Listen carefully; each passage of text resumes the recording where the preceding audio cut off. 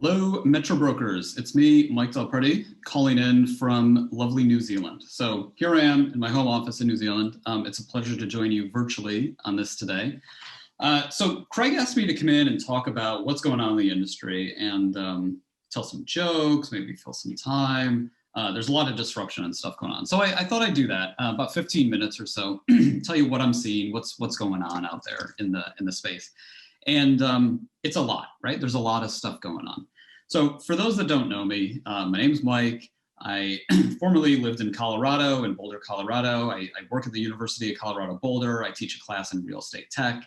In August of last year, my family and I, we relocated back to New Zealand. We used to live here. So we've been here for a number of months, and do plan on coming back home at some point.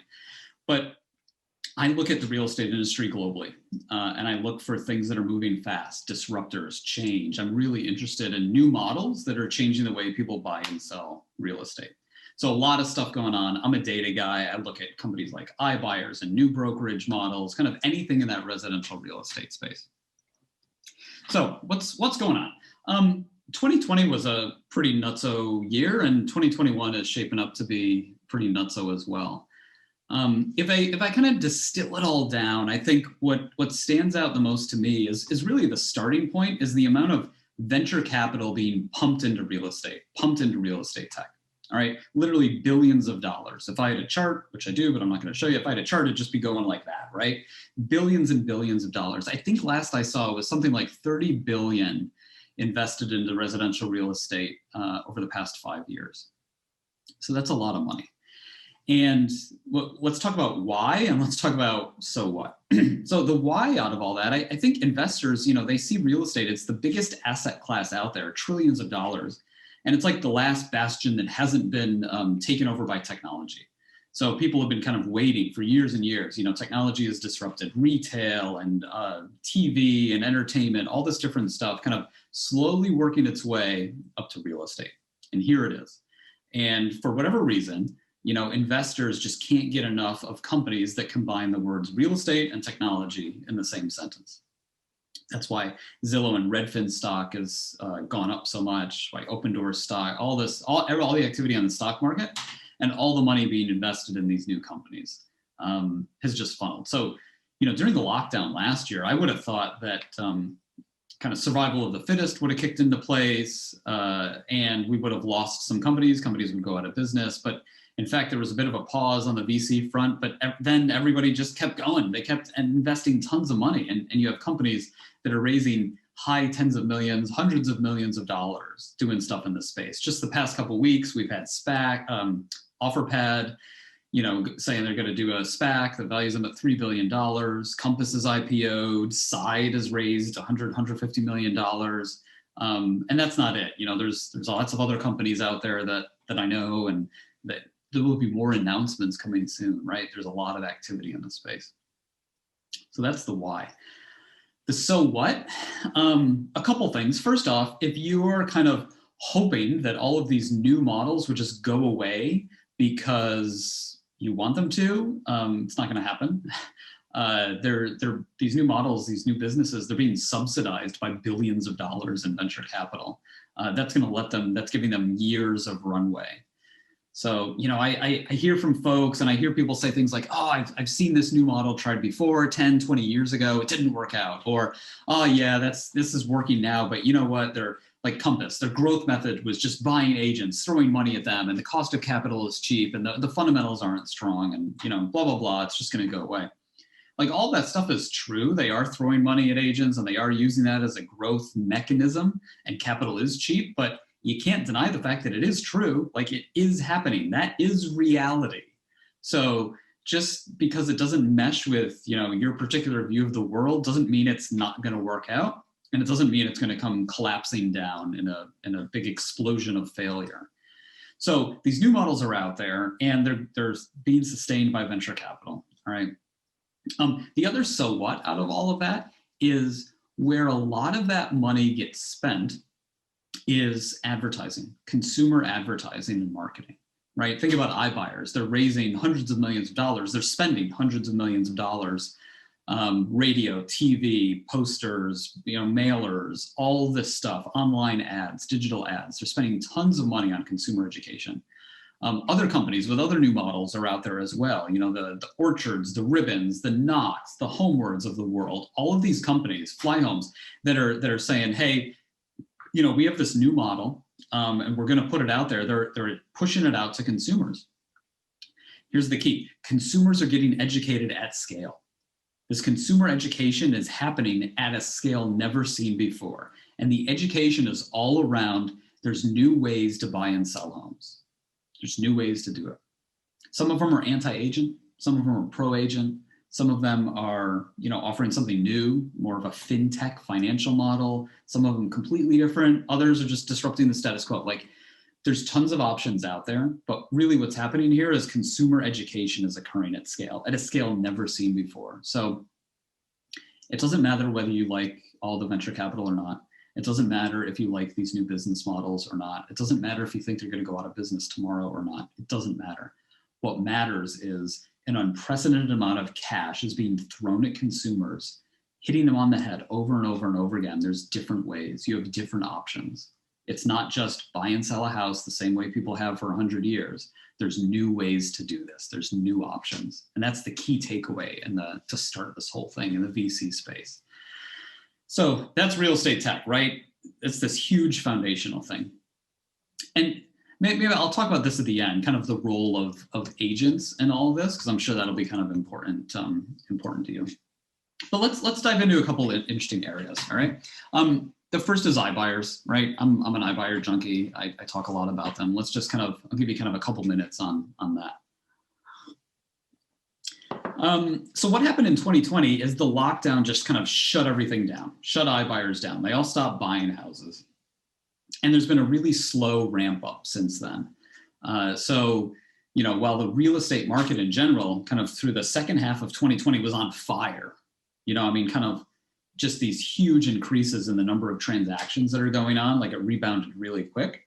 For iBuyers, it did not rebound. It was actually much more gradual, very, very slow. I think the purchase volume for the iBuyers in Q1 of 2021 will be about the same as Q1 in 2020. So we're kind of getting back up to the pre-pandemic levels. But keep in mind, Q1 2020 is not necessarily a fair assessment because we kind of saw what was coming, and we went into lockdown kind of halfway through March anyway.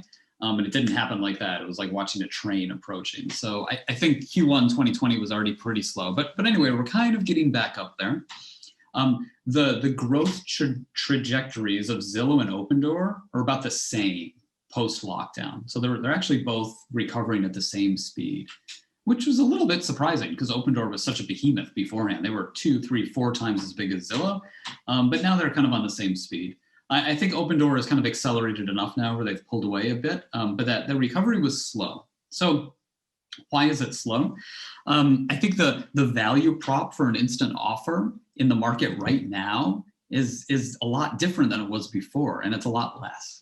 So in a high demand, low supply market, like what we're seeing in a lot of these big iBuyer markets, Atlanta, Phoenix, the Carolinas, right? Houses sell really quick and they sell for above asking price. So if you're a homeowner and you want to sell your home, are you going to get an instant offer? Are you just going to trust one company to give you the money for your house and that's it? Or are you going to put it on the market, get multiple offers, multiple bidding, get top dollar for your home, and guess what? It's only going to take a couple days to sell anyway because the market's so hot. I think that's what's happening, right? The value prop of this instant offer is much less than it was before. The iBuyers have all kind of shifted their strategies. They've pivoted around over the past 9 months. I find one of the most interesting things is that both Opendoor and Zillow. So Zillow's hiring their own agents to handle their own iBuyer transactions. Opendoor launched a brokerage. So if you want to sell your home, you can go to Opendoor and they'll either give you an instant offer or they'll list it for you traditionally, which is so crazy. Like that's the new thing that Opendoor launched in the past 9 months is a brokerage, right? This is the company that originally launched years ago saying, hey, avoid the hassle of listing. We will buy your home from you instantly and replace all that uncertainty with certainty. Avoid the hassle of listing. Now, the new product they've launched in the past 9 months was the hassle of listing, right? They're offering that to consumers. They're smart people. Open Door are super smart people, right? They're not doing this because they're idiots. They're doing it for a particular reason. And the particular reason is that's where the consumer demand is. You know, if that's what consumers want, Open Door is going to give it to them. Consumers want choice. They want options. You know, if you're Open Door and out of 100 customers coming in, you're only buying homes for 8 or 9 of them, what about those other 90 customers, right? This is designed to solve that need, right? All these customers are coming to Open Door anyway. They want to be able to help all of them, not just some of them. They're buying a house, they want to help them. And guess what? The way they want to help them kind of looks familiar to a lot of you, right? It's actually listing your home as a brokerage and taking a commission fee. So that's kind of where we are. It's really interesting.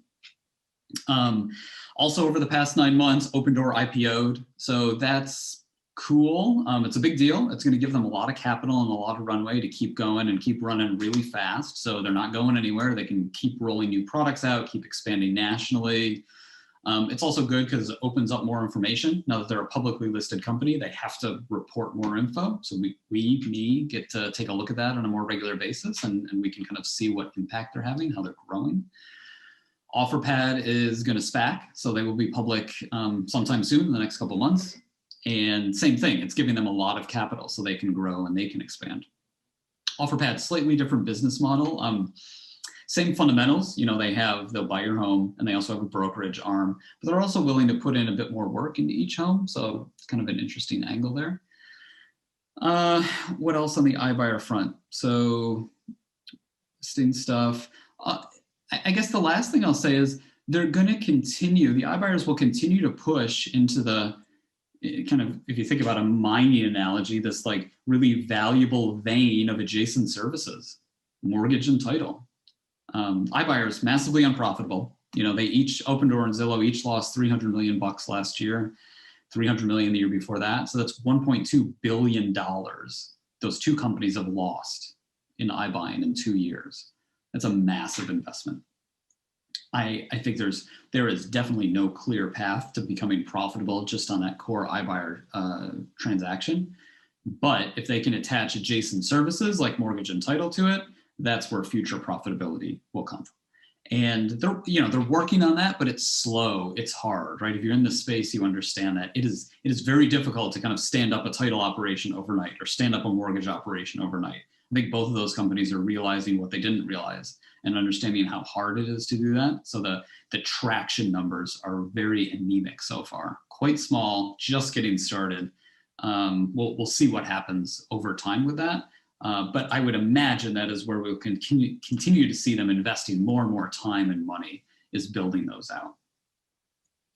So that's some kind of top of mind stuff for iBuyers for you.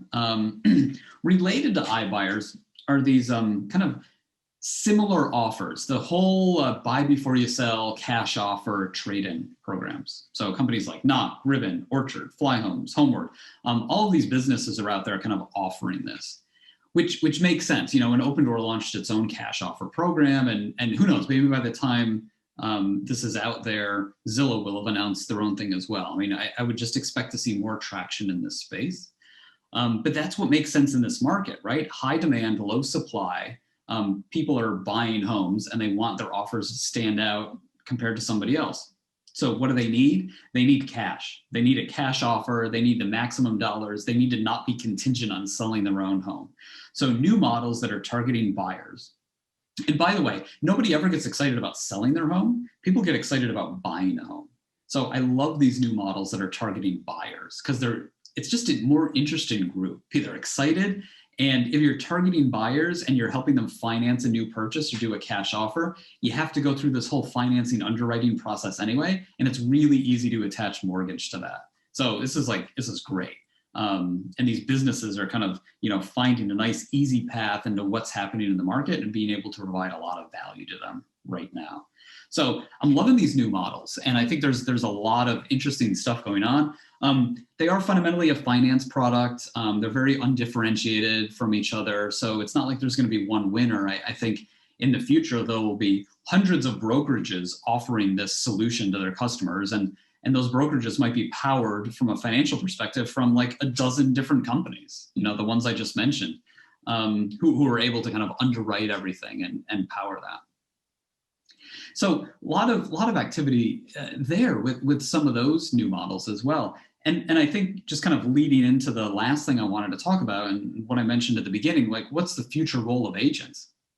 I truly believe that agents will and should remain at the center of the transaction going forward, right? And I back that up with my own time and money. You know, the companies I've personally invested in, either cash or my time by being an advisor of, are all companies in this space, right? They basically offer agents tools to let them compete with all these other prop tech companies. All right, so what's happening here is consumer education at scale, right? So consumers are getting educated that there's all these new options. There are a lot of new options. You know, there's a lot out there to understand. If you're a home buyer or a home seller, that whole process suddenly got a lot more complicated and complex and crowded. There's a lot going on. There's not just one path from A to B, there's multiple paths from A to B. So consumers need now more than ever help to navigate that. They need to understand it. And they need it from an unbiased expert advisor, somebody who doesn't really have too much skin in the game. Like, you know, they'll make money whether you choose an instant offer or a cash offer or a traditional sale. And I think that's the agent. I think the agent is really as close as you can get to an unbiased third-party expert advisor to help somebody through the process. You sit down with a customer and you say, hey, you know, like you're on Zillow and you're looking around getting your Zestimates and you're on Open Door and you're getting an instant offer and you're reading these, you know, newspaper articles about this other new startup. When you're ready to get serious, let's sit down and I'll cover all of your options for you. I'll like lay them out side by side. I'll tell you what it's going to cost you. You tell me your situation. I'll make some suggestions. You know, I don't care what you choose. I'll make money either way, right?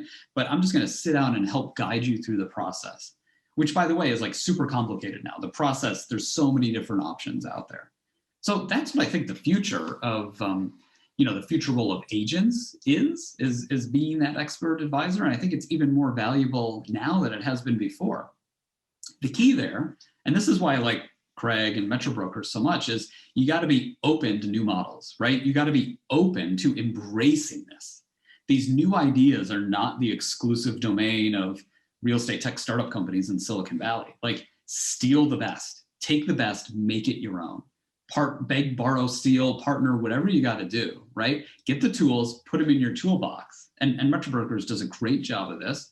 Put them in your toolbox so when you go to your customers, you can help them out with everything. And you truly are unbiased because you'll make money no matter what, right? No matter what option somebody chooses, you're still at the center of the transaction and you'll still make money. You'll still help consumers out. You're still that critical local expert who has a great relationship with somebody. All right, well, that's it for me today. Hopefully that's just kind of I could keep going on forever about that stuff, but hopefully that gives you a sense as to kind of what I'm seeing and where the future is and talking about disruption. And I hope that's useful for all of you. All right, I'm Mike. We'll see you next time. Thanks.